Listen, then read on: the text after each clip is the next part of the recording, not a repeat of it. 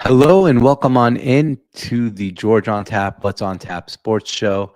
Today we talk about the biggest stories in sports each and every day. Try to give you guys about 10, 15 minutes of what are the biggest stories in the sports world today. And usually, NFL season, Monday, Tuesdays are really busy. There's a lot of things going on. A lot of things happened over the weekend.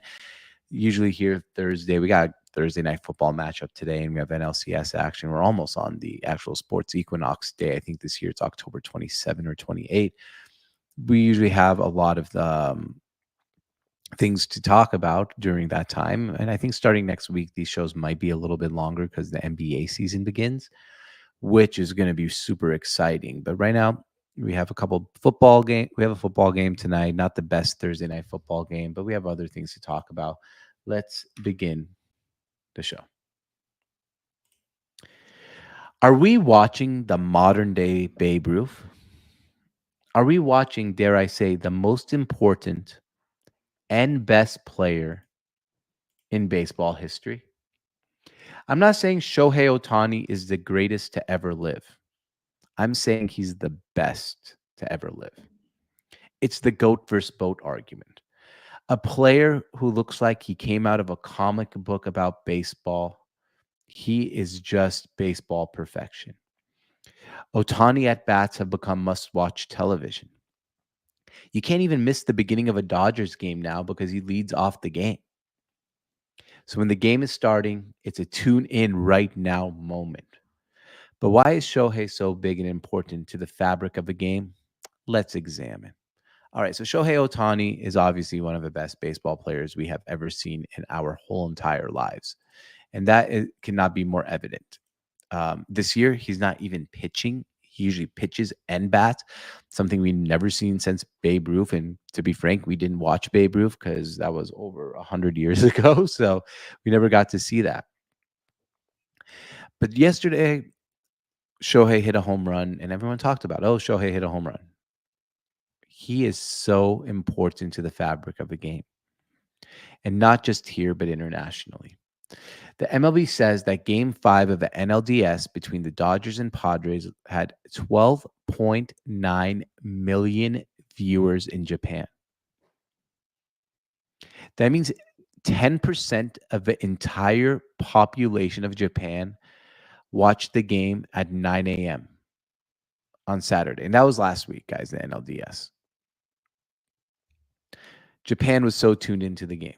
In America, that number was 7.5 million. Baseball's America's pastime, guys. And Shohei is pulling up numbers in Japan where they have about 129 million, 130 million population versus our 300 million. We got 7 million viewers. He had 12.9 million viewers in Japan. He's a legend. There are going to be Shohei Ohtani clones coming out of Japan. They might never be as good as Shohei, but they're going to be there. The guy is incredible. He's changing the way we look at baseball. We're changing the way we look at value. This season, when they're like, yeah, you can't pitch, he's like, all right, I'll just steal 59 bases. And I know his playoffs haven't been amazing, but there's a split here when there are players on bases versus when there's no players on bases. And I'm trying to find that for you here. Shohei Ohtani base, men on base. Let's see if I can. So this postseason right now, Shohei Ohtani is now 7 for 9, batting 778 with 2 home runs and 8 RBIs with men on base. So when someone's on base, he's batting 778. Do you realize what 778 is?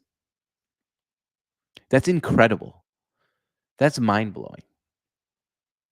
With people not on base, well, he's 0 for 22 if the base is empty, which is kind of weird. That is not going to continue.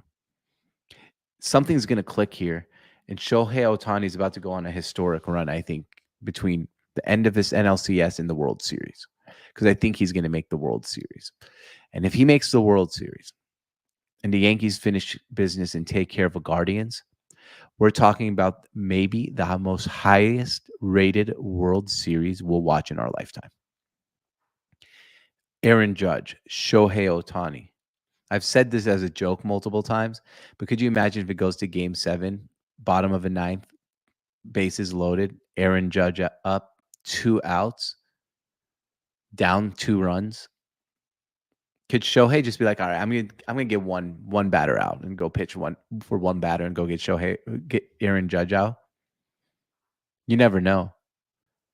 But this is incredible what we're watching. Enjoy it. Because you don't see baseball history like this much. We're talking about a guy where there's some names you're like, did you watch this guy? Ken Griffey Jr. was one of them, my Seattle Mariners. Barry Bonds, Albert Pujols, Mickey Mantle, Joe DiMaggio, Ted Williams, Stan Musial. The list goes on, right? Babe Ruth, Ty Cobb, and Shohei Ohtani. Enjoy watching the greatest baseball player we will see in our lifetime. This is it. We're not going to see anyone better. Sure, maybe someone will put up better stats, but we're never just going to see a guy who pitches and bats, and then when he can't pitch, decides to steal 59 bases in a single season. Enjoy Shohei Ohtani. We all deserve this.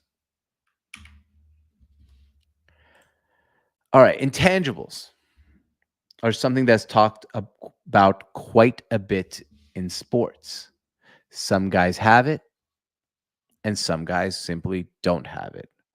The funny thing is that we expect at 21 or 22 years old quarterbacks to come into the league with the mental maturity of someone who can be president of the United States. They have to be presidential right when they come in.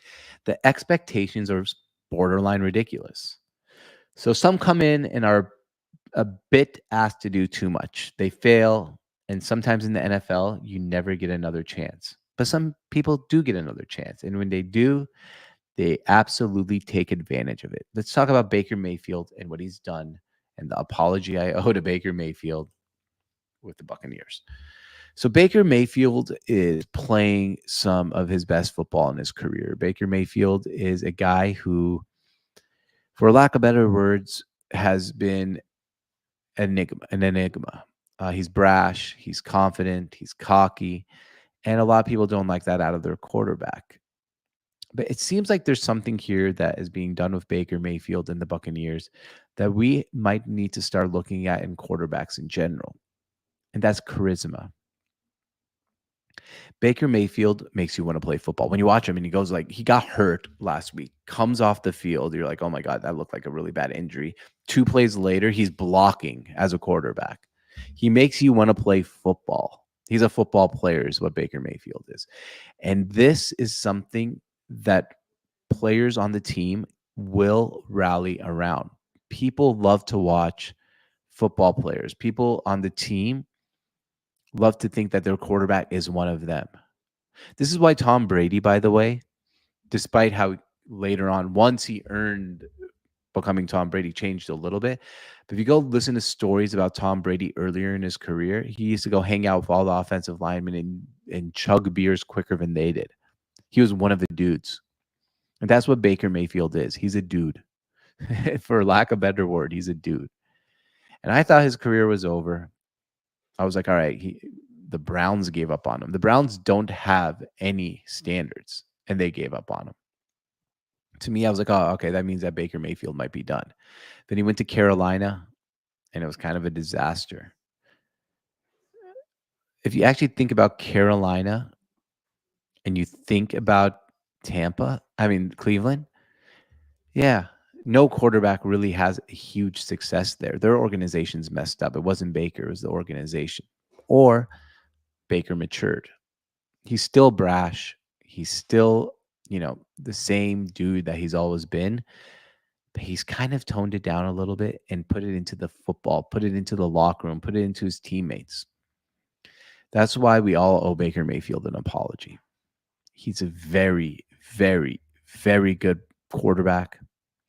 He might never be an MVP, but he was the number 1 pick for a reason. There's a reason he went into the Cleveland Browns interviews and wowed them and got him to the number 1 pick. He's charismatic. He makes you love football. And it seems like wherever he goes, people love him, except Odell Beckham Jr. and his dad. But that's a different story for a different day. So we owe Baker Mayfield an apology. He's a really good quarterback, and the Buccaneers are really lucky to have him. All right, guys. Thanks for watching the George on Tap, What's on Tap in Sports Show. My name is George on Tap. Make sure you like and subscribe to this channel. This is part of a live show still. But if you want to see all the clips from the live show, it is on our YouTube channel. Thank you for watching, and we'll see you guys next time.